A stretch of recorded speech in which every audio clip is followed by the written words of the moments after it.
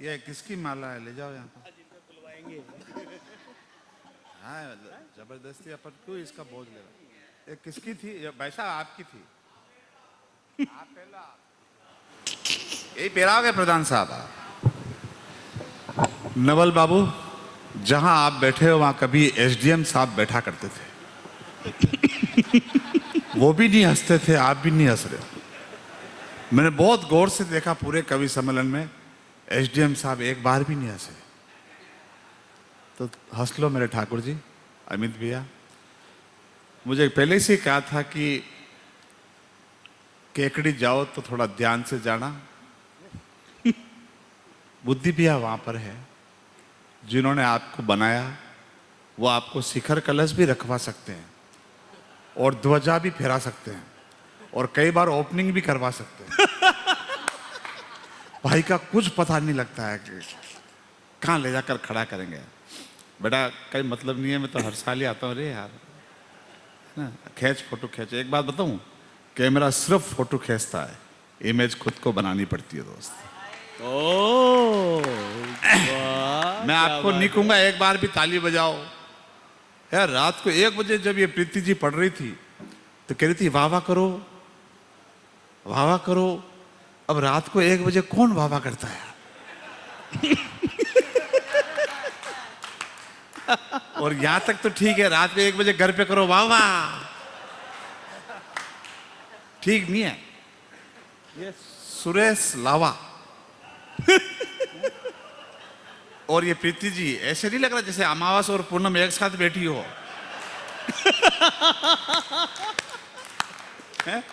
सामाजिक विज्ञान के अध्यापक है, सामाजिक। कह रहे गर्लफ्रेंड मुझे सौंप दो, ये अध्यापक है।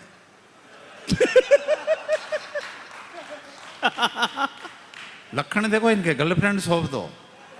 पहले तो बनी ही नहीं एक बात। तो मैंने कहा, इसीलिए मैंने कहा तू वहां बैठ भाई, मैं यहां बैठा। मैंने कहा है जो ही ले जाएगा ये तो अपनी नहीं। मैं प्रणाम करना चाहता हूं इस केकड़ाधीश की धरती को, प्रणाम करना चाहता हूं वीर तेजा जी के इस आंगन को प्रणाम करना चाहता हूं। अभी पीछे गया था मैं, जब बिंदोली आ रही थी, सम्मान चल रहा था। मैंने बुद्धि भैया से पूछा कि अलगोजे बजाते हैं क्या अभी? उन्होंने कहा हाँ कुछ लोग हैं जो बजाते हैं। मैं वहाँ गया, मैंने कुछ वीडियोग्राफी की। कविता तो वैसा मोबाइल कोई मतलब नहीं है। ये जो व्हाट्सअप है क्या, ये व्हाट्सअप और बच्चे के डायपर नहीं है, छोटे छोटे बच्चे को डायपर पिटाते हैं, ये व्हाट्सअप और डायपर एक जैसे होते हैं कसम से। इसमें ज़्यादा फर्क नहीं होता है, हर 10 मिनट में चेक करना पड़ता कुछ आया तो नहीं इसमें।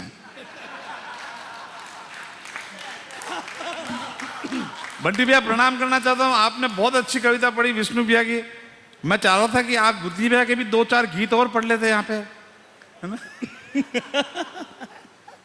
एक कविता मैंने यहाँ अभी लिखी है मंच पर, बुद्धि भैया अभी लिखी है आज। हाँ भैया। मैंने पीछे जो दृश्य देखा और मैंने लिखी है। मैं तालियों के लिए या ठाक के लिए, जब बुद्धि भैया का आशीर्वाद दिया है इन्होंने मुझे, एक साधारण सा शारीरिक शिक्षक को इन्होंने कवि बना के रख दिया, तो इन्होंने पता है कि कभी भी हंसा सकते हैं। लेकिन कविता सुनाना चाहता हूं पीछे देखने के बाद, उनको देखने के बाद मंच पर लिखी है। हमने शहरों में जवानी को थकते देखा है, हमने शहरों में जवानी को थकते देखा है, भागती सड़कों पर सपनों को भटकते देखा है, शोर में गुटते रिश्तों को लिफ्टों में सिमटे आंगन को देखा है, और दिन रात मशीनों में जीवन को पिसते देखा है। पर ये मेरा गांव है, ये मेरा केकड़ी है, जहां मेले में ढोलक बजती है, जहां खेतों की मेड़ पर सांझ सस्ती है। तेजा जी के आंगन में बुजुर्गों को नाचते गाते देखा है, और अलगोजे की तान में पीढ़ियों को झूमते और मिट्टी से जुड़ते देखा है। वाह वाह वाह वाह वाह वाह। अरे क्या दृश्य था यार, अद्भुत दृश्य था। बुजुर्गों, हम इस उम्र में चलने वाले, घुटने दुख रहे, ये हो रहा नहीं हो, मैंने वहां नाचते देखा है बुजुर्गों को नाचते गाते देखा है, अलगोजे की तान में पीढ़ियों को झूमते मिट्टी से जुड़ते देखा है। यहाँ झुर्रियों में भी उत्सव की चमक है। बुद्धि भी अद्भुत दृश्य था, सही कह रहा हूं। आंख में आंसू आए थे वहां जाके, जब मैं तेजा जी के दर्शन करने गया, वीर तेजा जी के। यहाँ जुर्रियों में भी उत्सव की चमक है, यहाँ थके हुए पांव नहीं, खुशियों की दमक है। वाह यहाँ चूल्हे की आंच में अपनापन पकता है, यहाँ हर दिल मेहमान के लिए खुलता है। वाह वाह शहर ने हमें सपनों की कीमत सिखाई, गांव ने जीवन की मिठास बताई। शहर में दौड़ है, थकान है, मेरे इस केकड़ी में संस्कार है, शांति है, सुकून है, शांति है। और मैंने कहा ना, ज्यादा मैं प्राण मान पीऊंगा नहीं, बहुत अच्छी कविता सुने, ज्यादा टेंशन लेनी नहीं अपने। बहुत अच्छी बात चल रही थी, 2-4 मिनट और मैं आपको कविता सुना देता हूँ।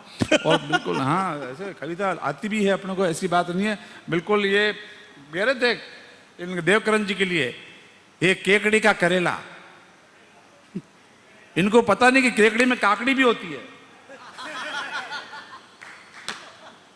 ये केकड़ी की काकड़ी लीजिए। मैं शुरू होना चाहता हूं, इको सब बंद करा था। बहुत अच्छा माइक है, कसम से इसका इको बिल्कुल बंद कर देना। मेरा एक दोस्त है सलीम, जो गजल वजल गाता है, उसने इको बंद करा दिया। मैंने कहा सलीमिया इको बंद क्यों कराया? बोले इको में वो 3-3 आवाज आती है। मैंने कहा कैसे? जैसे hello hello hello, Sunil Sunil Sunil Sunil. तो मैंने कहा तेरे को क्या तकलीफ? बोले गलती से मुंह से तलाक निकल गया तो। ऐसे बिल्कुल लिखो, मस्त रहो, टेंशन लेने नहीं। बीजेपी कांग्रेस की अभी देखा अपने कौमी एकता।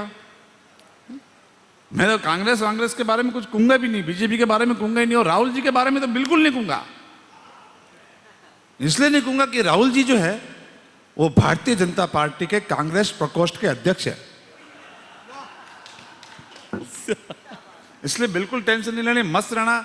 मैं आपके अभी जीजी ने, बुआ जी ने मां शारदी की वंदना की थी।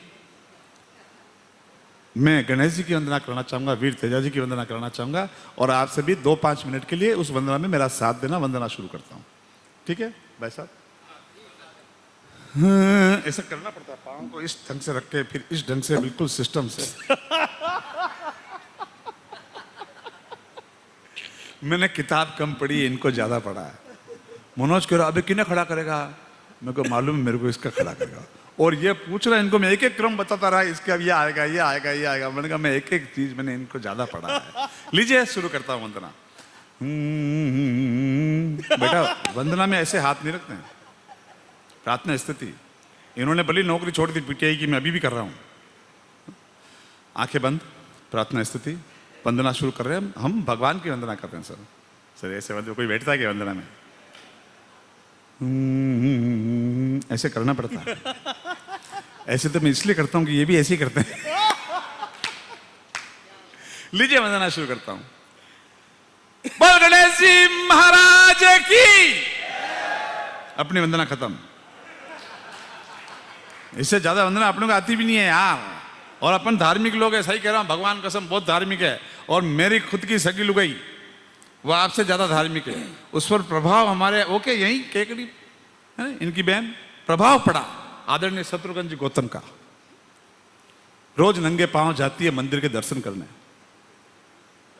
मैंने सुना गौतम आदरणीय शत्रुघ्न जी ने भी एक वो लिया था प्रण, चप्पल नहीं पहनूंगी, जूते नहीं पहनेंगे। मेरी पत्नी ने भी लिया, कभी खुद के नहीं पहनेगी। रोज नंगे पांव मंदिर जाती है, रोज नंगे पांव दर्शन करने आती। जब नए नए सैंडल पहन के आती है और गांव का छोरा आ गया हो, ओ भाई साहब भाभी जी आज मंदिर गया कहीं? मैंने कहा क्यों? मारी चप्पल नहीं मिल रही यार।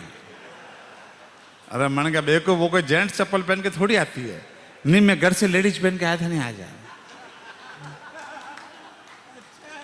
बिल्कुल मैं कह रहा हूं। और आपको एक बात बताऊं, ये तो फिर भी ठीक है, मेरी स्थिति और ज्यादा खराब है। जब मैं स्कूल में पीटीआई था मुझे पता है। और आप जानते हो पीटीआई का राष्ट्रीय खाद्य पदार्थ कौन सा होता है?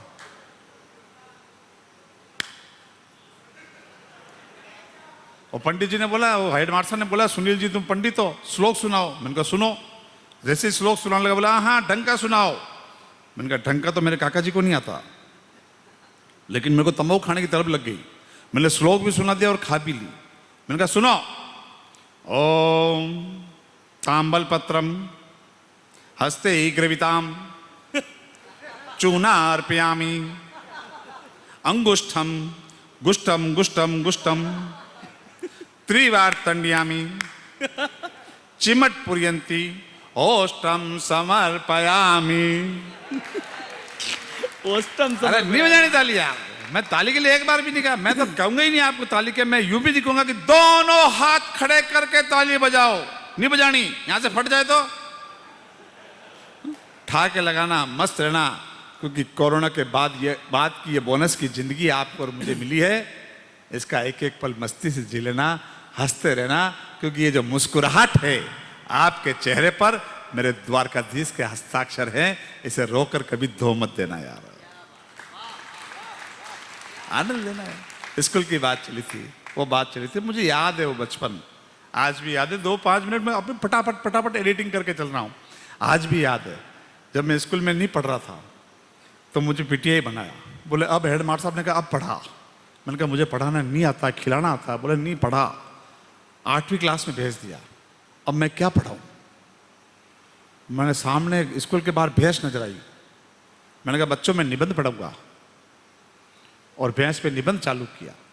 मैंने कहा भैंस काली होती है, उसके 4 पांव होते हैं, एक पूंछ होती है, 2 सींग होते हैं, भैंस दूध देती है, भैंस का दूध बहुत अच्छा होता है। पहले पीरियड से 8वें पीरियड तक वो की वो भैंस, अगले दिन फिर भेज दिया, आज फिर पढ़ा और फिर वही सामने भैंस खड़ी थी। मैंने पहले पीरियड से 8वीं पीरियड तक वह की वही भैंस। तीसरे दिन हेडमास्टर साहब चेक करने आ गए, बोले यार क्या पढ़ा रहा, देखे तो सही। जैसे आया बोले पढ़ा रहे हो, मैंने कहा हाँ। बोले पूछो, मैंने कहा पूछो। तो एक छोरे से पूछा, बेटा किसी पशु के बारे में बताओ। सब छोरों ने हाथ खड़ा कर दिया, बोले यार अच्छा पढ़ा यार। मैंने कहा पूछो पूछो। छोरा खड़ा हुआ, बताओ। बोले सर भैंस काली होती है, उसके 4 पांव होते हैं, एक पूंछ होती है, 2 सींग होते हैं, भैंस दूध देती है, भैंस का दूध बहुत अच्छा होता है। बोले वेरी गुड, शाबाश, बैठ जाओ। अपने स्कूल के बारे में कुछ बताओ। फिर सब छोरों ने हाथ खड़े कर दिए, और मैंने कहा ये तो मैंने पढ़ा ही नहीं इनको, ये कहाँ से आ रहा है इनको। तो एक छोरे से पूछा तू बता। सर हमारा स्कूल बहुत अच्छा स्कूल है, हमारे स्कूल के पीटीआई साहब बहुत अच्छे हैं, और हमारे स्कूल के बाहर एक भैंस है, भैंस काली होती है, उसके 4 पांव होते हैं, एक पूंछ होती है, 2 सींग होते हैं, भैंस दूध देती है, भैंस का दूध बहुत अच्छा होता है। अब हेडमास्टर साहब का दिमाग पूरा खराब। बोले हमारे प्रधानमंत्री के बारे में कुछ बताओ। फिर सब छोरों ने हाथ खड़ा कर दिया, और अब मैंने कहा यही नहीं पढ़ा है मैंने तो। एक को पूछा तू बता। सर हमारे प्रधानमंत्री नरेंद्र जी मोदी हैं, वो भैंस का दूध पीते हैं, भैंस काली होती है, उसके 4 पांव होते हैं, एक पूंछ होती है, 2 सींग होते हैं। रुक जाओ मत बजाओ ताली। हेडमास्टर साहब का दिमाग खराब, मोटरसाइकिल स्टार्ट की और भड़ाक से बाहर निकले। बाहर निकलते उसी भैंस से भिड़ के भच। हेडमास्टर साहब हॉस्पिटल में आईसीयू में। मैं साता पूछने गया, जो हेडमास्टर साहब बड़बड़ा रहे हैं, भैंस काली होती है।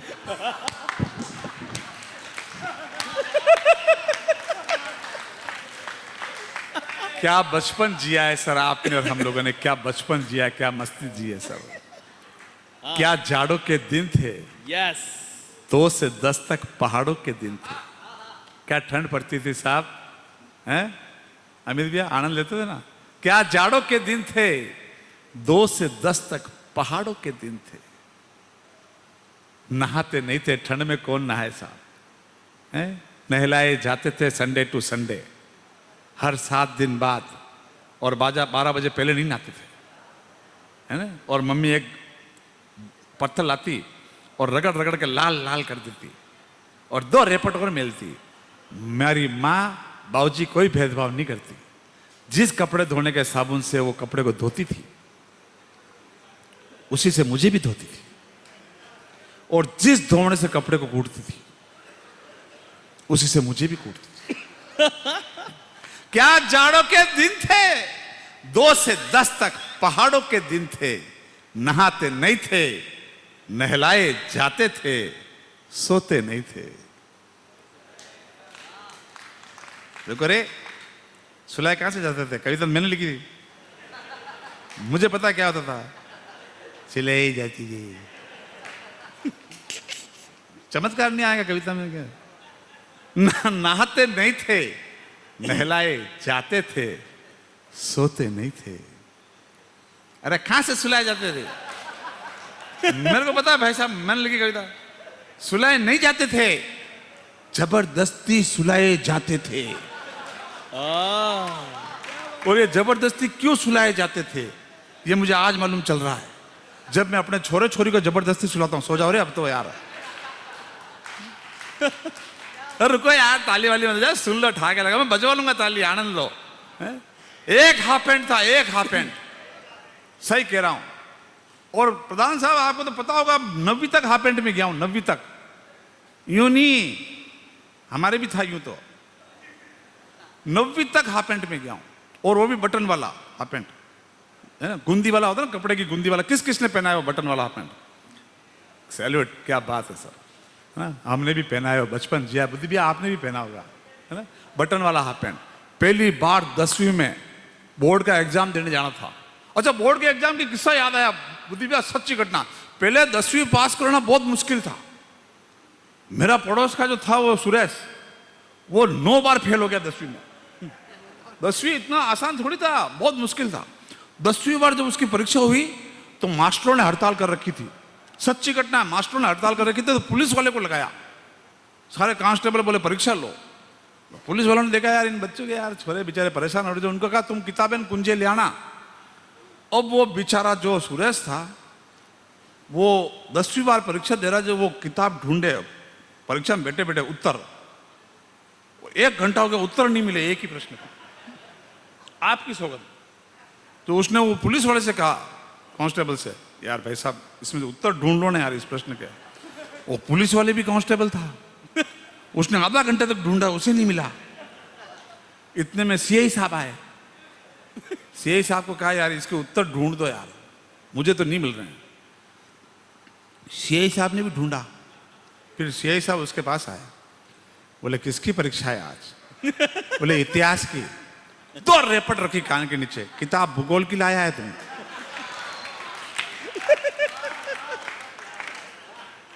ये सच्ची घटना है सर।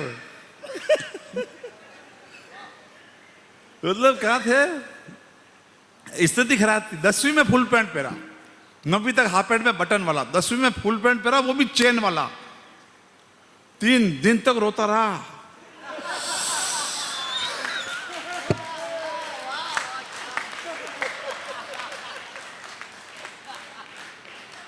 अरे मन कर रहा है तो केकड़ी एक बार दोनों हाथ खड़े करके ताली बजा कर मुझे बताए सर।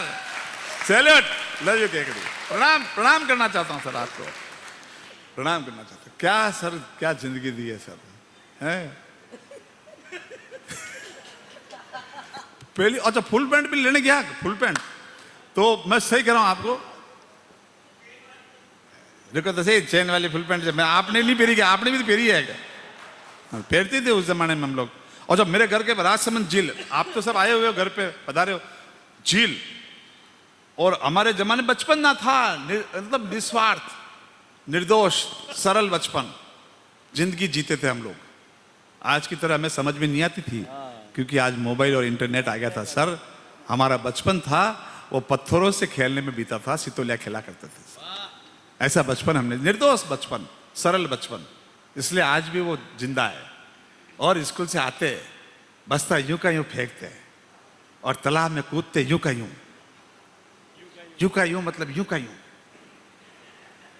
हाफ पैंट गिल्ला हो जाता, घर खबर पड़ जाती, इसलिए यूं का यूं। और ऊपर से मम्मी देखती, मेरी माँ, भाई ए रे सुनी लिया, माछलियां खाई जाई। अब समझ भी नहीं आता माछलियां क्या खा जाई।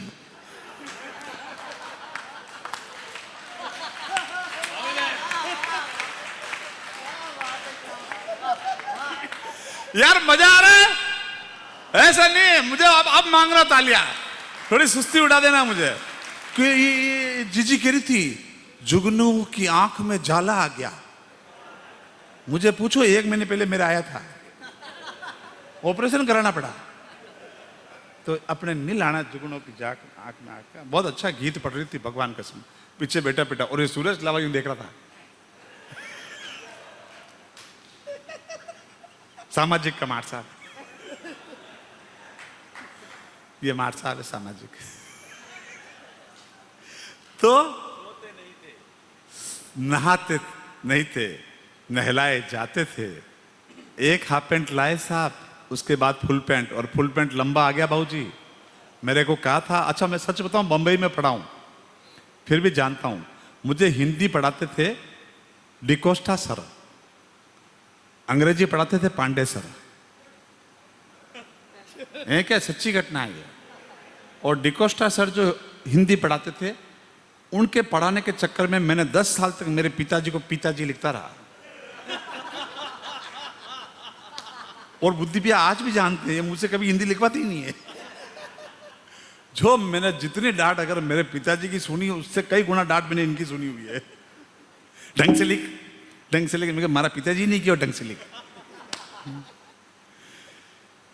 नहाते नहीं थे, नहलाए जाते थे, सोते नहीं थे, सुलाए नहीं जाते, जबरदस्ती सुलाए जाते थे, स्कूल नहीं जाना होता था, पेट दर्द सबसे आसान बहाना होता था। ए जिया पेट दुख रही हो, मम्मी पेट दुख रही हो। वो क्या नहीं समझती थी, जब बोलना नहीं आता था, चलना नहीं आता था, पोतड़े में हम लोग कर देते थे, तब भी वो समझती थी कि मेरे कान दर्द हो रहा है यार।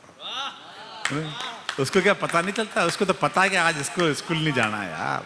वो माँ थी माँ, दुख में से सुख के पल निकालना। और एक बात कहूं, मैंने ईश्वर को कभी साक्षात रूबरू देखा नहीं।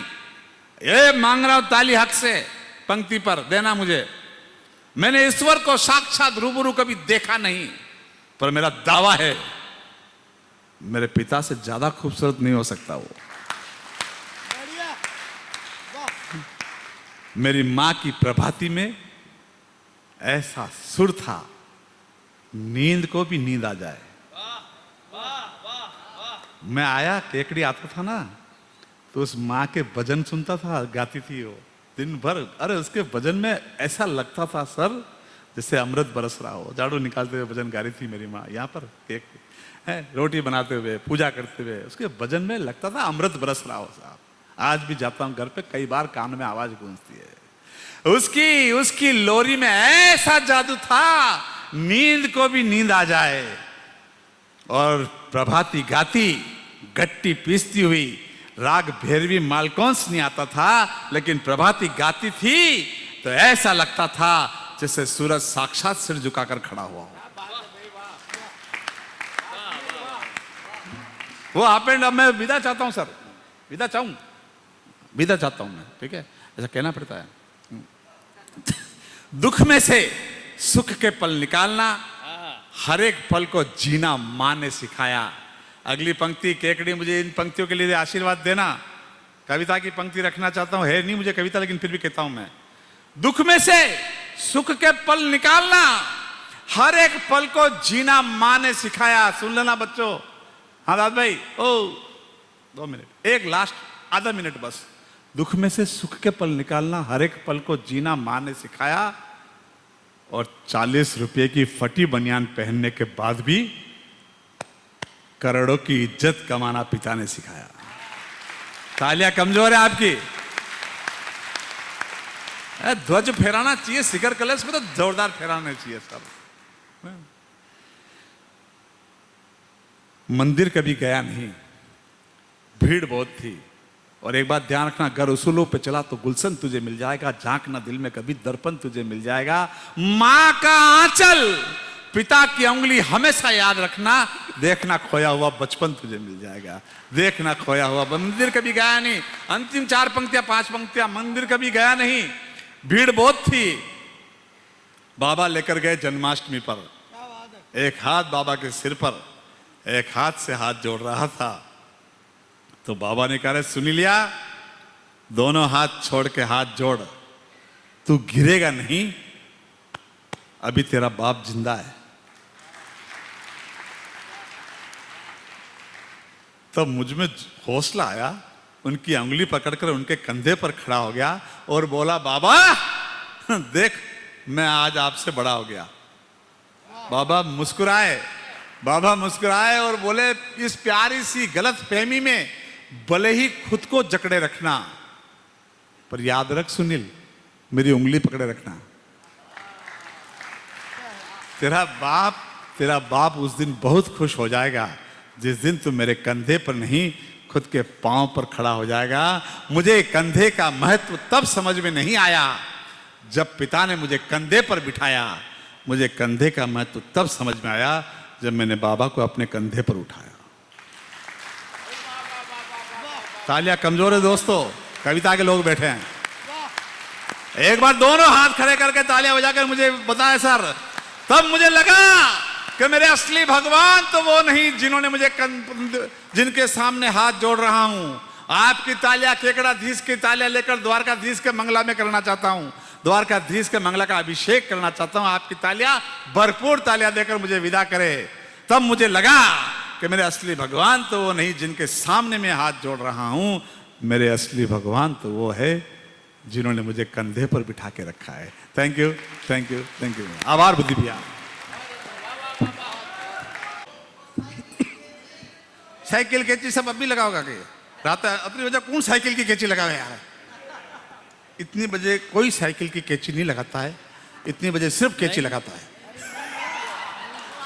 कह रखा ना आपने। अरे क्यों मत करो यार, जब बड़े बड़े बैठे हैं घर जाके शिकायत करेंगे, मेरी हिंदी से करवाएंगे। जो मैं प्रणाम करना चाहता हूँ आप सबको। 2-5 मिनट और लेता हूँ। सुरेंद्र जी, बंटी भैया, पहली बार जब फुल पैंट लाया था तो मैंने खूब जिद करी। सच्ची घटना है, एक भी ऐसा नहीं कि गलत कह रहा हूँ, सच्ची घटना है। तो मेरी माँ ने कहा, मेरे पास चुटकले उटकले नहीं है सर, बातचीत है घर परिवार की। तो मेरी माँ ने कहा कि बेटा बड़ा भाई का पैंट पहन ले, फुल पैंट। और बड़ा भाई जो आप जानते हो वो मुझसे उम्र में तो बड़े हैं पर हाइट में छोटे हैं, उनका फुल पैंट मेरा अभी नहीं। तो माँ ने वो ऐसा करा कि यहाँ से जो होती ना कनौर, उसको उदाड़ के ना वो कर दिया। वो प्रेस नहीं मिटे उसकी, अलग से नजर ही आवे, वो आती है अलग नजर आवे। मैं क्यों नहीं यार, अच्छा प्योर मेवाड़ी बोलूँ थोड़ी बहुत चलेगी? मैं क्यों नहीं, अपने फुल पैंट लावांगा यार। तो नहीं मान रहा, बोला हाँ जा। फुल पैंट लेने गया, जोश जोश में फुल पैंट, ज्यादा फुल पैंट आ गया। घर आके मैंने पहरा तो वो एक बेत लंबा फुल पैंट। और मैं क्यों मम्मी ने कहा रो मत रे यार, पहली बार तो लाया, रो मत, सो जा। माँ तो माँ होती है दोस्तों। मैं रो धो के सो गया। उसने एक बिलांत नापा, कैंची ली और काट दिया। शाम को बहन आई ट्यूशन से, उसको पता लगा कि भाई के फुल पैंट ज्यादा लंबा आ गया। बहन तो बहन होती है। उसने एक बेंत नापा, कैंची ली। शाम को भाई साहब आए। भाई साहब मारते बहुत थे लेकिन प्यार बहुत करते थे। पता लगा कि छोटे के फुल पैंट ज्यादा आ गया। भाई साहब ने 2 बिलांत नापा, कैंची ली। सुबह मैंने जब उस फुल पैंट को पहना तो रूटीन का हाफ पैंट था, उससे ही छोटा निकल गया वो। मैं सही कह रहा हूं। और अपन तो विद्वान लोग थे सर। पहले फोन बंधा हुआ था वायर से। बहुत अच्छी बात कह रहा हूं, बुद्धि भैया सुनना मजा आएगा। पहले फोन बंधा हुआ था वायर से, लैंडलाइन था और आदमी आजाद था। आज फोन आजाद हो गया, आदमी बंद के रह गया सर। मेरे गांव में, मैं मत बजाओ प्रधान साहब, सुनो, मेरे गांव में 2 टाकीज, सुंदर टाकीज और स्वस्तिक टाकीज। एक में हिंदी फिल्म लगती थी, एक में अंग्रेजी फिल्म। हिंदी फिल्म के डायलॉग समझ में आते थे, सीन समझ में नहीं आते थे। अंग्रेजी फिल्म के डायलॉग समझ में नहीं आते थे। क्या सीन भी समझ में नहीं आते थे। लेकिन मेरे पिताजी को पता था मैं कौन सी फिल्म देखने जा रहा हूं। आज आपका और मेरा बेटा मोबाइल पर क्या देख रहा है हमें नहीं पता है सर। क्या बात है, वाह। ऐसे थोड़ी है सर। 98% ला रहे छोरे छोरी। मेरे पहले से 10वीं तक जोड़ो तो 98 नहीं आवे हैं क्या? मेरे बुद्धि भैया दोनों को जोड़ो तो 98 नहीं आवे क्या? 10-10 किलो के बस्ते पकड़ा दिए। अपने बस्ते में क्या होता था? अपने बस्ते ही नहीं होता था, एक थैला होता था जिसको गोफन की तरह घुमाते हुए स्कूल जाते थे। सही कह रहा हूं गलत कह रहा हूं? और उसके कोने में एक छेद होता था जिसमें वो सिलेट बाहर निकलती थी। अच्छा, सिलेट भी पूरी काली नहीं होती थी, उसका जो पीला पीला गत्ता अलग नजर आता था और सिलेट काली काली अलग नजर आती थी, क्योंकि थूक से इतना रगड़ दिया उस थूक को, पानी कहाँ थी। सही कह रहा हूं आप बस्ता में कही तो कुंगचिया आंबली के ओला बोर की गुटलिया 3-4 कंचे आंटिया 5-6 हवाई जहाज और माट साहब खड़ा हो तो केचुअल फली और एक चीज जो आपने और मैंने सबने रखी आपकी तालियों से बताना विद्या माता के पौधे की पत्तियां वाह सैल्यूट प्रणाम से प्रणाम ये साइकिल का पहिया आहा ये तार का स्टीयरिंग लेकर पूरे गांव को नापते थे खूब दौड़ते थे फिर भी ना हाँपते थे क्या बचपन जिया है यार आपने और हमने यार अब जी लेना वापिस ऐसी के कमरे से निकाल देना बच्चों को रात को छत पर जाना ये छत पर जाना छत को धोना ये पतली चटाई चादर का बिछोना और किचन के रसोई के कैलू से निकलते हुए धुएं को मुट्ठी में पकड़ने की कोशिश करना ये छत को धोना ये पतली चटाई चादर का बिछोना देर रात तक सप्तऋषि को देखना अंत्याक्षरी गाना गीत गाना और नजर सामने वाली घर की छत पे रखना आहा अबे उठेगा पानी पीवा इतने में एक परछाई उठती ना अपन यूं देखते हैं इतने में वो पीछे से बड़े भाई साहब कहते सूजा सूजा वानी है की मम्मी है तो कॉलोनी में ये सुख नहीं मिलेगा सर मैं इसलिए पुरानी बस्ती में आता हूं सर ये साइकिल का पहिया ये तार का स्टीयरिंग लेकर पूरे गांव को नापते थे खूब दौड़ते थे फिर भी ना हाँपते थे ये गिल्ली डंडे ये कंचे अच्छा क्यों नहीं हाँपते थे पता है आपको क्योंकि हम पिज्जा बर्गर नहीं दोस्तों माँ के हाथ की बनी हुई मक्की और बाजरे की रोटियां खाते थे तालियां कमजोर है आपकी और ये मक्की और बाजरे की रोटी क्यों खाते थे कोई बता सकता है मैं बता सकता हूं क्योंकि घर में वही बनती थी पिज्जा बर्गर नहीं बनते थे ये सितोलिया ये साइकिल का पहिया तार का स्टीयरिंग पूरे गांव को नापते थे खूब दौड़ते थे फिर भी नापते थे ये गिल्ली डंडे ये कंचे ये सितोलिया ये घोड़ा बादाम छाए पीछे देखे मार खाए मेरे पिताजी ने कहा बेटा बैठने जाना 30 साल बम्बई रहा मेरे को बैठने कभी गया नहीं किसी के 2 मिनट ले रहा हूं बुद्धि भैया आनंद लेना हो ही क्या टाइम तो घर जाके करोगे भी क्या खेलो आप खेलो पिताजी ने कहा बैठने जाना मैंने कहा बैठना कैसे वहां पे अपन कभी गए नहीं बोले बेटा तुझे कुछ नहीं करना जिसको करना उसने कर लिया मैंने कहा बैठने में कुछ तो बोलना पड़ता होगा यूं कहना भाई बहुत बढ़िया ही कई बात हुई भाई के यूं कैसे चलेगी भाई क्या उम्र थी भाई के चुप हो जाना फिर वो आधे घंटे की कैसेट चालू कर देगा और लास्ट में कहना अच्छा कोई काम हो तो पूरे दिन में वापस आऊंगा और उठ के आ जाना मोटरसाइकिल दूर खड़ी करना ठीक है मैंने मोटरसाइकिल दूर खड़ी की वहाँ एक पर्दा वर्दा टेंट जाजम वाजम बिछी हुई एक तगारी में बीड़िया माचिस एक केले पर 3-4 अगरबत्ती के ठूंठ अगरबत्ती तो बुझ गई एक छोटी तस्वीर और गेंदे की ऐसे बड़ी बड़ी माला वहाँ पे लटकी हुई और 5-6 गोट मोट करके बैठे हुए मैंने शक्ल ऐसी बनाई जैसे उनकी बहन मेरी भाई मर गई बात हो गई मेरी अभी चल रहे हैं कोई मरने में ताली बजाता है क्या ऐसे हाँ तो ऐसे बजाना ताली जाए ऐसे नहीं जाते बैठने सीरियस जाते मैं गया कोई बात नहीं भाई कैसे चलेगी अच्छा आप लेने आ रहे हो भाई बहुत बढ़िया थी भाई को नहीं जाना था तो बड़े ही बड़े छोरे ने कहा भाई साहब भैया चुप हो जा रहे भैया भाई ने मरियाने तो 10 साल भी किया है अभी तो बासा मर्यादा का है मेरे को टेक्निकल मिस्टेक हुई इतने में 4 साल को छोरो कूद तो बड़े बड़ा का छोरा का गोदी में मैं कह यो आपको पोतो बोले हाँ भाई बासा मरता मरता खेत की एक पाती और कर गया है अब हंस रहे इसमें टेक्निकल मिस्टेक है ठीक है ना भाई को मरे हुए 10 साल हो गए छोरा 4 साल कैसे मैंने कहा ये समझ में नहीं आया बोले बा साहब समाज सेवक भी तो आया यार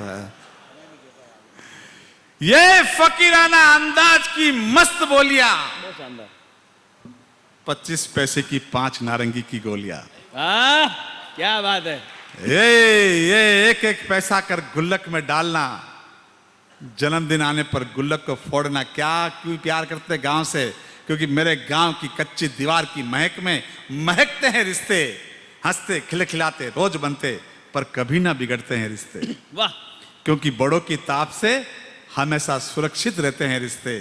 मुसीबत आती है तो दादी के आंचल से लिपट जाते हैं रिश्ते, और दादाजी के खांसने पर घूंघट में सिमट जाते हैं रिश्ते। वाह। और धन्यवाद, आपका बहुत बहुत आभार। Thank you, thank you, thank you so much. बहुत धन्यवाद।